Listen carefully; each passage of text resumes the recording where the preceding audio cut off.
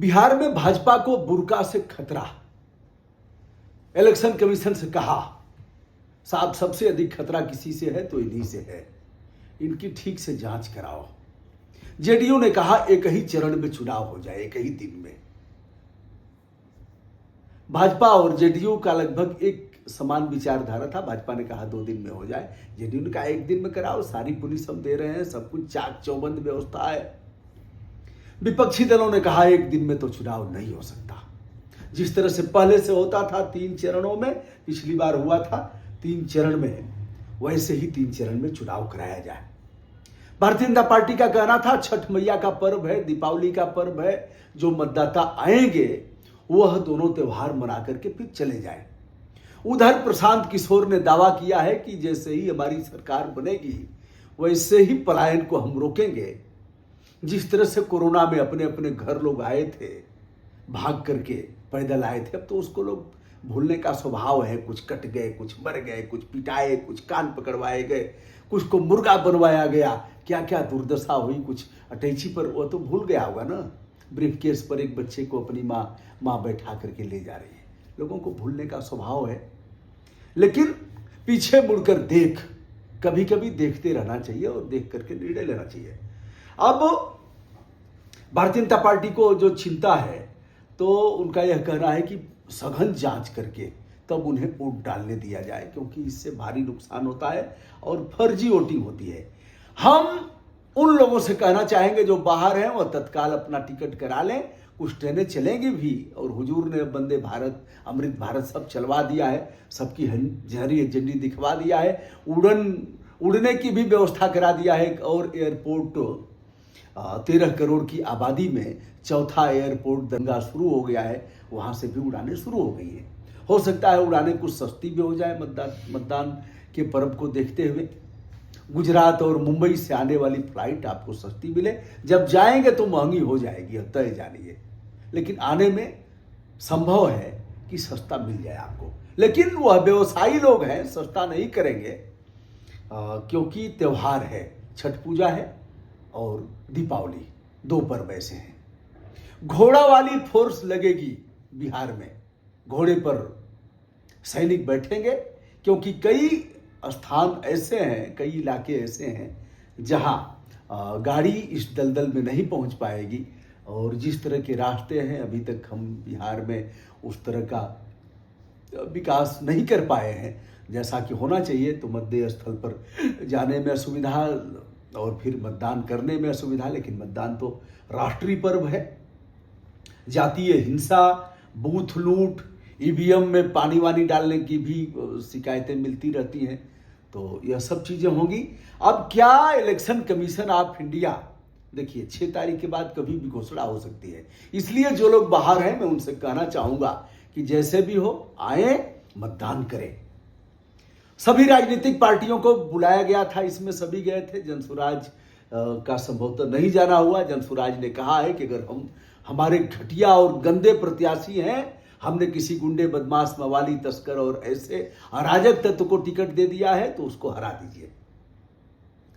अब जो मुख्य ध्रुव हैं उनको यदि देखा जाए तो एक तो महागठबंधन है, जो हर तरह से अपनी रैलियां निकाल करके और फिर बूथ लूट मतदाताओं के लिए, और यह सब राहुल गांधी के नेतृत्व में तेजस्वी यादव, इन लोगों ने जो रैलियां निकाला, वोट चोर, गद्दी छोड़, इस तरह के नारे लगाए। एक तो सशक्त गठबंधन वह है, यद्यपि अभी टिकट की घोषणा उधर भी नहीं हो पाई है।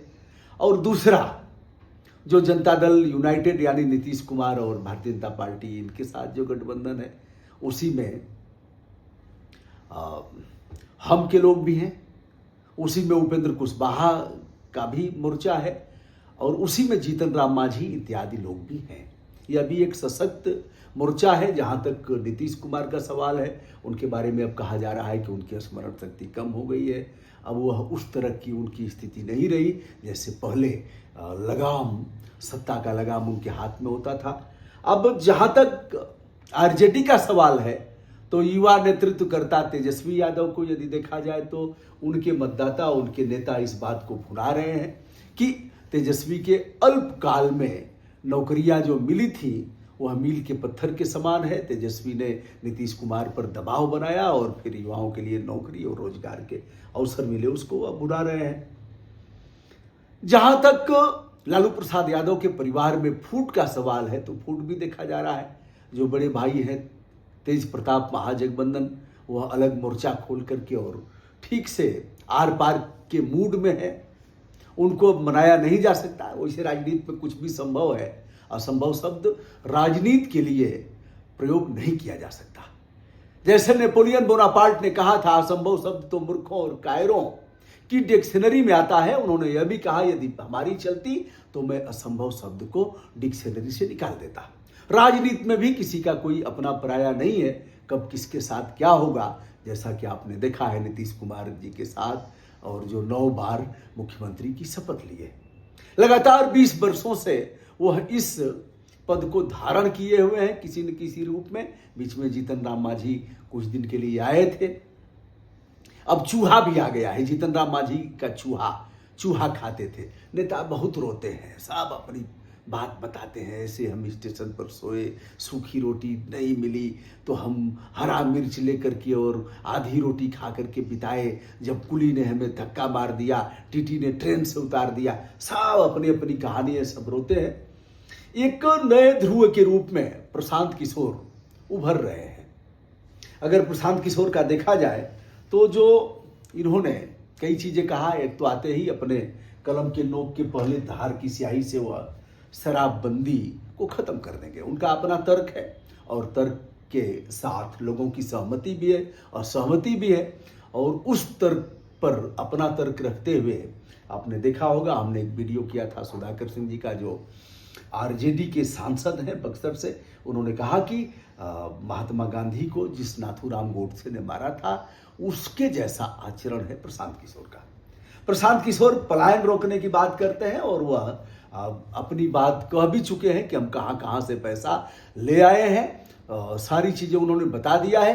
साथ में मोर्चा भी खोले हुए हैं और उस मोर्चे में उन्होंने यहां तक कह दिया 4 बार के सांसद डॉक्टर संजय जायसवाल को कि गीदड़ की मौत आती है तो वह शहर की तरफ भागता है। संजय जायसवाल नोटिस देकर के चुप हो गए, क्योंकि शायद प्रशांत किशोर ने जो तर्क दिया था उस तर्क में दम रहा होगा और उनके पास उसके सबूत भी हैं। इसी के साथ इन्होंने, प्रशांत किशोर ने, जो उप मुख्यमंत्री हैं चौधरी साहब पर भी खूब तबीयत से मोर्चा खोला। 7 हत्याओं का आरोपी बताया, आरोपी नहीं बताया कि यह अभियुक्त है। आरोपी और अभियुक्त में उन्होंने डिफाइन भी किया। तो दोस्तों, प्रशांत किशोर किस तरह का तीर मारेंगे, प्रशांत किशोर की तरफ कौन से मतदाता आएंगे, सारी सेनाएं अपने अपने जगह पर कसी हुई है। क्या भारतीय जनता पार्टी को यह तोड़ेंगे, क्या जेडीयू को नुकसान पहुंचाएंगे, क्या हर वर्ग के मतदाता जो पढ़े लिखे हैं, बाहर हैं, जो पलायन करके गए हैं, अफसोस उनके मन में है कि काश हमारे बिहार में जो इतनी संपदा है, हर तरह से परिपूर्ण है, 13 करोड़ की आबादी है, काश अगर हमारे यहां भी रोजगार होता। प्रधानमंत्री जी कह चुके हैं कि हम ट्रेनों को चला रहे हैं कि हम यहाँ के जो श्रमिक है, मजदूर है, वह बाहर जाने में उनको आसानी होगी। इसको भी प्रशांत किशोर भुना रहे हैं। प्रशांत किशोर ने यह भी कहा कि हमने ही वह स्क्रिप्ट लिखा था कि जो चीनी मिलें बंद हो गई हैं, अगली बार मैं आऊंगा तो उन्हीं की चाय पीऊंगा, उसी की चीनी की चाय पीऊंगा। तो प्रशांत किशोर क्या उसका भी स्क्रिप्ट लिखे होंगे कि 15 लाख। चलिए दोस्तों, वीडियो लंबा होगा। कुल मिलाकर के हमारा अनुरोध कि जो बाहर है वह चले आए। और यह जो मतदान 3 चरणों में हुआ था पिछली बार, इस बार 243 विधानसभा का चुनाव, यह हो सकता है 1 या 2 चरण में ही। यदि देखा जाए तो दीपावली और छठ का जो पर्व है वह अक्टूबर में ही संपन्न होना है। कुल मिलाकर के 28 अक्टूबर को छठ का महापर्व है, डाला छठ का, और दीपावली 20 अक्टूबर को है। तो 20 अक्टूबर को तो कोई चुनाव नहीं होगा। अब अगर जिस दिन घोषणा होती है उसके 3-4 दिन बाद नामांकन शुरू हो सकता है और 3 सप्ताह में चुनाव संपन्न कराए जा सकते हैं। ऐसे में हाँ, जहां तक घोड़ा वाले फोर्स का सवाल है तो घोड़ा वाली फोर्स भी हो सकती है। विपक्ष ने कहा है साहब सब कुछ तो ठीक है, लेकिन अर्धसैनिक बलों को इस चुनाव में लगाया जाए। जनसुराज 243 विधानसभाओं पर अकेले चुनाव लड़ेगी। बहुजन समाज पार्टी भी संभवतः किसी से गठबंधन मुझे नहीं लग रहा है किसी से होगा। वो अभी बिहार में अपना पांव फैला रही है और कई एक सीटों पर बहुजन समाज पार्टी के भी अच्छे खासे मतदाता हैं जो निर्णायक भूमिका निभा सकते हैं।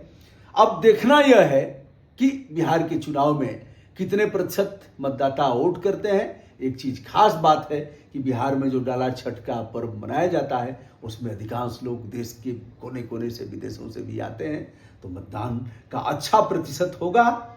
कौन बाजी मारेगा, ऊंट किस करवट बदलेगा, क्या बिहार में बदलाव आएगा या फिर एक बार पुनः नीतीश कुमार सभी को पछाड़ करके एक इतिहास बनाएंगे, यह तो समय ही बताएगा। फिलहाल जो जहां है बिहार के लोग, मैं विनम्रता पूर्वक अनुरोध करूंगा सावधानी से ट्रेन में लटक करके न आए, सम्मान के साथ आए। और मैं चाहूंगा भारत सरकार से अधिक ट्रेनें चलाई जाएं बिहार के लिए। मैं कुछ ट्रेनों का उल्लेख भी करूंगा कि कौन सी ट्रेनें खाली हैं और किसमें। यह बहुत मैं ज्ञान बांटने नहीं जा रहा हूं, आप खुद जानते हैं, लेकिन ले आने की व्यवस्था करिए। प्रणाम, नमस्ते।